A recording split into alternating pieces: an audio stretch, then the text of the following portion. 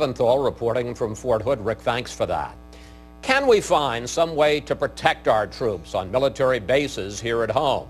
Let's bring in Texas Congressman Michael McCaul, chair of the House Homeland Security Committee. And here in studio, Virginia Senator Tim Kaine, who's on the Armed Services Committee. Chairman McCaul, any new information on why Specialist Lopez went on this rampage, and do you see any lapses in the way the military had handled Lopez? Let me say first, as a Texan, this tragedy hits hard, hits home, right in my backyard. My heart goes out to the victims and their families, and the community of Fort Hood has responded very bravely, resilient, and we are thinking about them at this critical point in time. Can we stop this in the future? I don't think you can ever 100% secure a military base from something like this happen. But I do think it requires a review, reanalysis of the force protection policies that we have at our military installations to see how can we better secure them. We also need to look at the possibility of whether we can hire more military police at these installations. Because, Chris, over the past 5 years, we've seen an uptick in violence at military installations. We have the Navy Yard example recently in Washington involving a mentally ill patient. Fort Hood, as you know, this is the second time. First time by Major Hassan, a terrorist. Now this time by a mentally ill patient. With respect to the details, we do know that he was applying for leave to possibly, I think his mother just passed away, and he was looking for a leave of absence. Perhaps he was disgruntled about that, but that's not a rational response to go ahead and shoot 16 and kill 3 others, and then including himself. So I think this requires us to look at whether or not also we should be looking at the idea of senior leadership at these bases, give them the ability to carry weapons. They defend us overseas and abroad and defend our freedom abroad.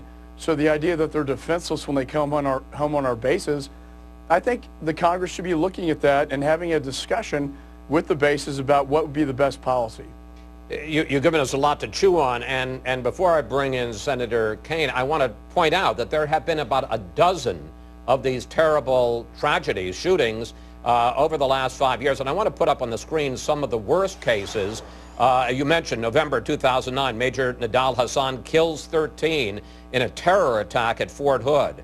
March 2013, Sergeant Eusebio Lopez kills 2 Marines in Quantico, Virginia.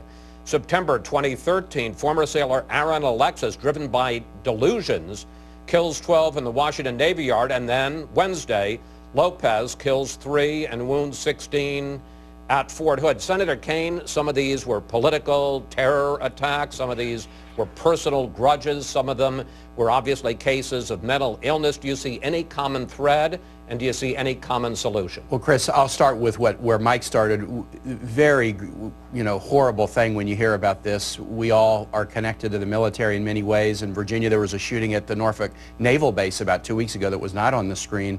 So we're really feeling this. Common threads, let's look at a couple. One, some of the recent shootings, there's always an element from the outside world coming onto the base. The 2 Fort Hood shootings were guns purchased out in the community that were brought on in this instance this week against regulation, the gun that was used.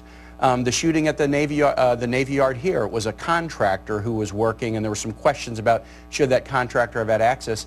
At the naval base in Norfolk, it was a transportation worker who got onto the base and wrestled somebody's gun away. So what are you suggesting? Tighten the perimeter? Perimeter security is probably a place that we definitely should look. Mental health, we should look. When the shooting this week is of somebody who is, seeking mental health assistance, there were some postings overnight about Facebook postings that were kind of strange.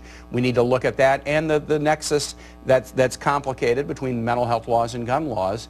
And then the last thing is, we do need to acknowledge that our military, after 13 years of war, that's a stress. It's been 13 years of war, repeated deployments. We in Congress shouldn't stress them further. I think we've stressed them further with things like sequester and budgetary moves that have deprived them of the certainty that they need. And, well, wait, let me ask you that question. Yeah. Would you vote to raise the Pentagon budget then, as a Democrat? Well, depending on the line item, sure. I mean, I'm not getting no blank checks. We shouldn't be doing blank checks. But when we're requiring them to do across-the-board cuts, we do have to look at the effect of those cuts on mental health services or the effect of those cuts on base security. So we should be, as Mike said, we've got to be having a conversation about, okay, these trends happen, what can we learn, how can we fix them? Well, Congressman McCaul brought up the question of guns, and let's focus on that a little bit, because one of the things that I was surprised to learn that this week is that guns are more tightly restricted and regulated on military bases than they are in the civilian world. Let's put up some of those. Soldiers are prohibited from carrying guns on base unless it's a specific duty they have, and they must register the guns. And this week, Army Chief of Staff General Ray Odierno stood by that policy based on the belief that troop disputes are more of a threat than the rare mass shooting. Take a look. We have our military police and others that are armed, and I believe that's appropriate. And I believe that allows us the level of protection necessary. Chairman McCaul, you've been talking this week about arming more soldiers so they could protect themselves and take down a shooter like Lopez. You're disagreeing with General Odierno here.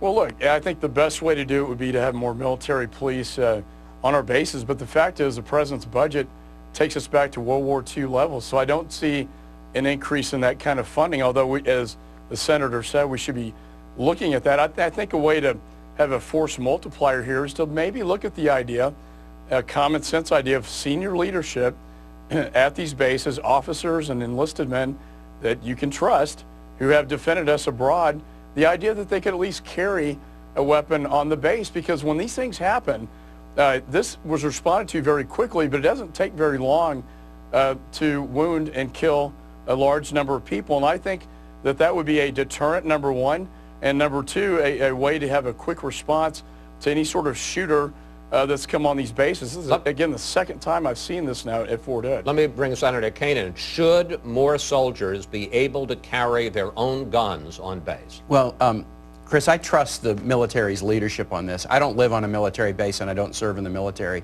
And for those of us in Congress to say, here's what they should do, I worry that it would be a little political rather than really about safety or security. The military should reassess, everything they do on the security. And if they conclude, now these bases already have about as many weapons per capita as any place in terms of people carrying weapons as part of their duty on bases. That happens. You just can't carry a personal weapon. You can keep it in your personal a home on a base. You can't carry it, but there are duty weapons everywhere.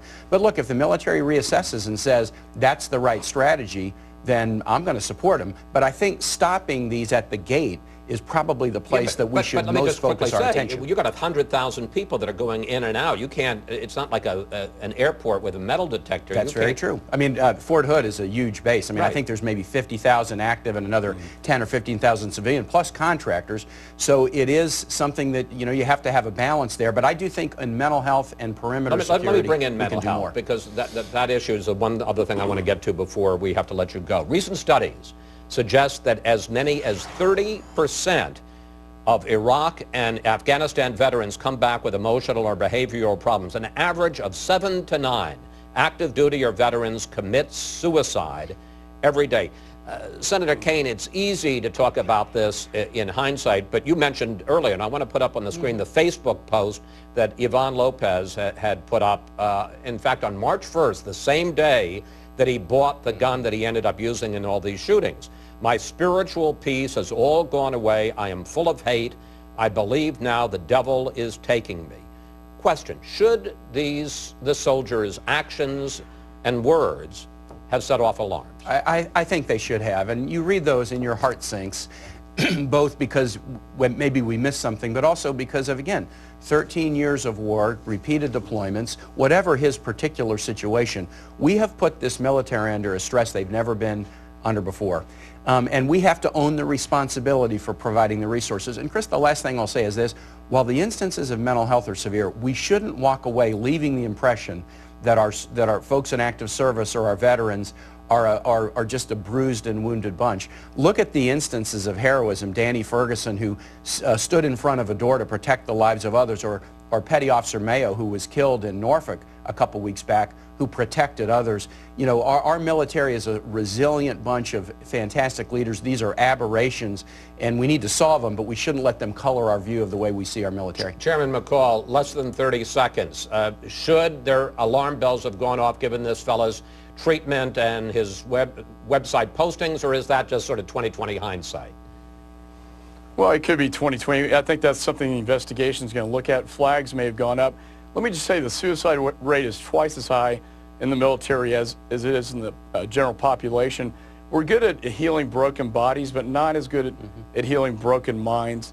I'm supporting a bill out there that has basically when people enlist in the military, there's a physical check, but there's not a mental health evaluation when people enter the service. I think this would be a good idea to, number one, screen out individuals that may have mental illness problems. Number two, have a baseline so that when they return home, we can compare that to where they are when they come back. And I think that would go a long ways with this mental health issue.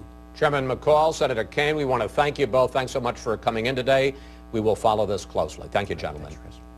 What do you think should be done to make our military